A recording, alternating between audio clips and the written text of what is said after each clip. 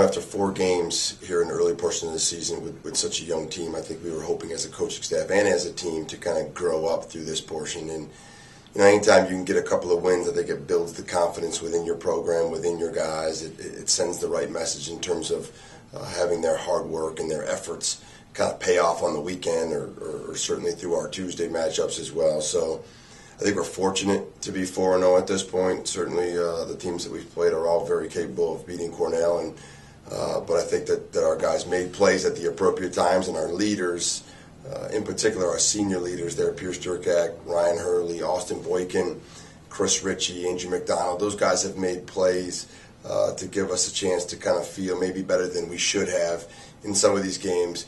But I think it's starting to spill off for the rest of our guys, and you can start to see our juniors, sophomores, and freshmen are also starting to make some plays. So we're going to have to continue to build on this. We got a wonderful matchup coming in here this Saturday against the #1 team in the country. There's a lot of excitement, obviously, surrounding that. Just the fact that they are #1 and the Virginia Cavaliers just carry a lot of weight.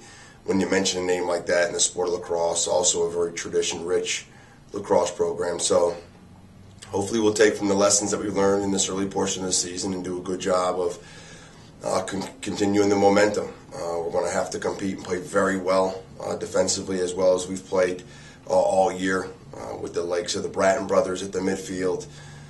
And Steele Stanwyck has come a long way from his freshman year and kind of taken over at the attack for Virginia. And they got a complement of just tremendous defensemen as well.